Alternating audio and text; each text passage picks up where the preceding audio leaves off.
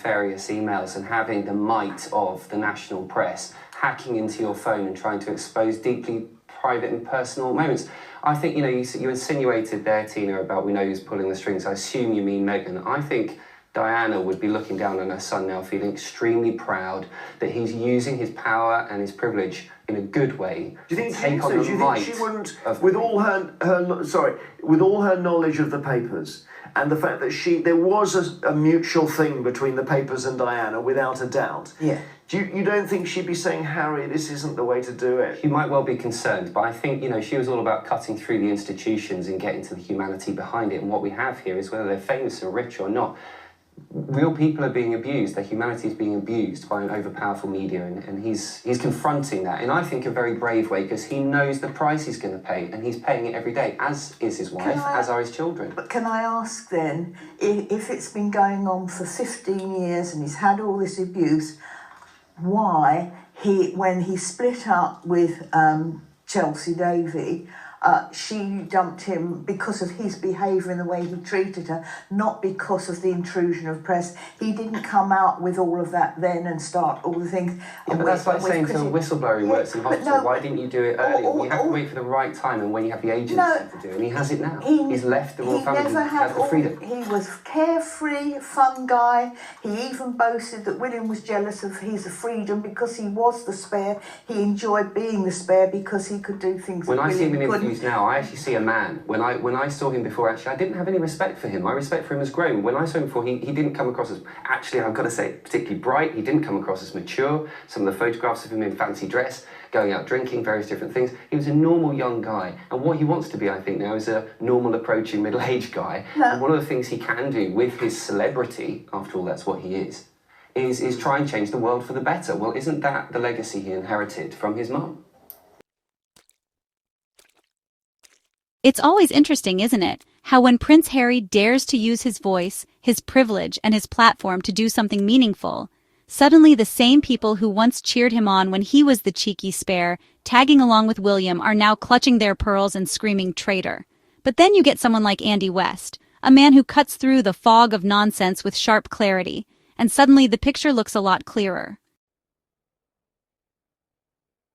Andy said what so many have been thinking for years. Harry is brave. Not brave because he wore a military uniform, though that deserves credit too, but brave because he took the privilege he was born into and decided not to waste it sitting on a gilded throne nodding along to outdated traditions. Instead, he's using it to make the world a better place. And let me tell you, Diana would be swelling with pride. You could almost hear her clapping from heaven, probably whispering, "That's my boy," shaking things up, giving them hell.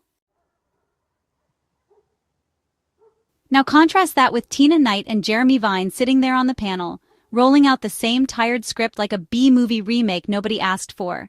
You know the kind of weak nonsense Andy was talking about. The subtle digs, the faux concern questions like, but has Harry really won anything or doesn't he come across as bitter? Please. It's the same monotonous background noise we've been hearing from the royal-obsessed British media for years. It's like a ringtone you forgot how to turn off. Tina Knight throws in her 2 cents, and it's always the same outdated currency nobody wants to cash anymore, while Jeremy Vine, let's be honest, sometimes sounds like he's auditioning for the role of devil's advocate number 2 in a courtroom drama. The way Andy West stood firm, though, refusing to let that weak back and forth overshadow the truth about Harry, was refreshing, almost like a glass of water after choking on tabloid dust. Harry has been painted as this reckless runaway prince, but let's not forget, this is a man who served on the front lines in Afghanistan, flying helicopters, saving lives, and putting himself in danger when he didn't have to. How many of the so-called working royals can say the same? Sitting in palace drawing rooms cutting ribbons doesn't exactly compare to dodging Taliban fire.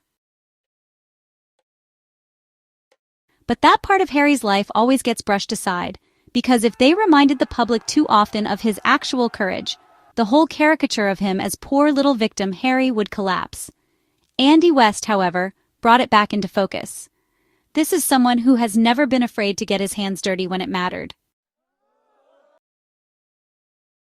And now, he's channeling that same fearlessness into causes like Invictus mental health advocacy and calling out systemic racism in the monarchy. That is not weakness, that is strength, and more importantly, it's leadership. Meanwhile, Jeremy Vine sits in the corner asking, "But has Harry lost public support?" Jeremy, my guy, if public support was the barometer of morality, then history books would look a lot different. People booed Martin Luther King Jr., they mocked Mandela, they vilified Princess Diana herself. Public opinion is fickle, manipulated, and often wrong. What matters is impact, not applause. And Harry's impact is undeniable.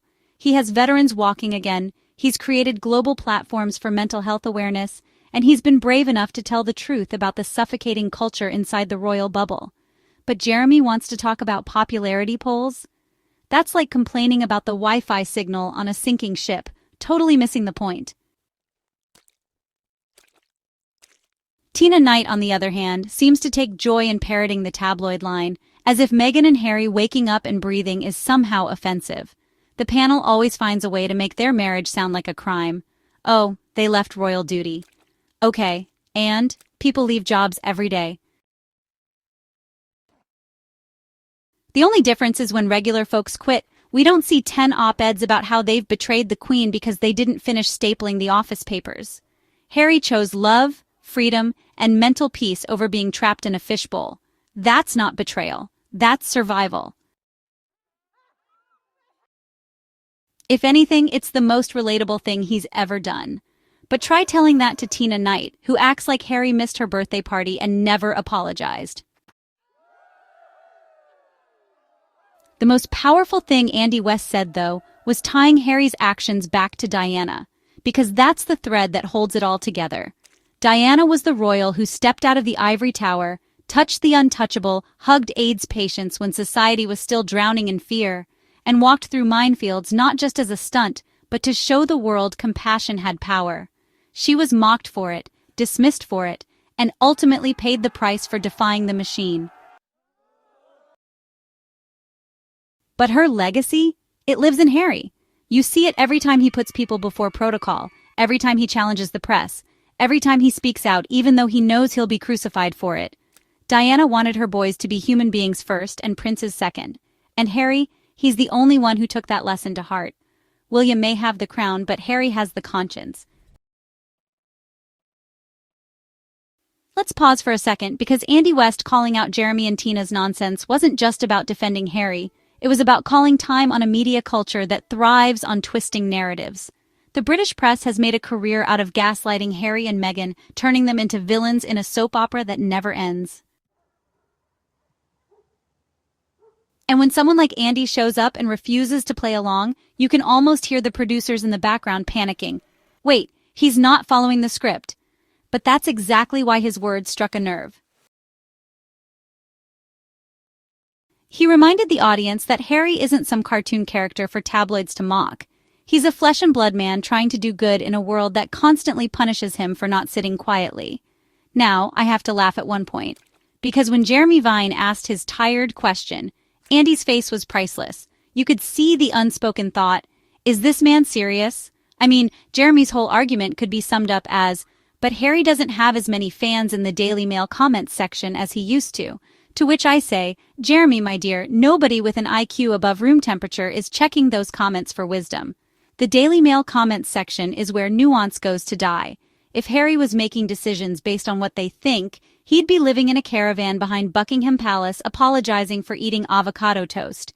Instead, he's out in the world doing real work, and that's why Andy West's defense mattered. And while we're cracking jokes, let's not forget Tina Knight trying to throw shade at Harry. You ever notice how critics like her always act like Harry's life choices personally inconvenienced them?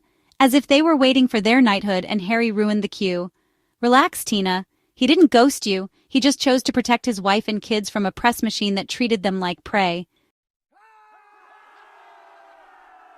Funny how when royals marry other aristocrats, it's called romance, but when Harry marries Meghan, suddenly it's a disaster. Could it be, dare I say, the issue is not Meghan herself, but the fact she represents change they just can't handle? Andy West clearly saw through that, and instead of indulging in recycled narratives, he honored what Harry's doing right. And let me underline this. Andy's framing of Harry as brave wasn't exaggeration. It was truth. It takes guts to turn your back on the system that raised you, especially when that system has the power to destroy you. Most people cling to their titles, their privileges, their status like a lifeline. Harry walked away.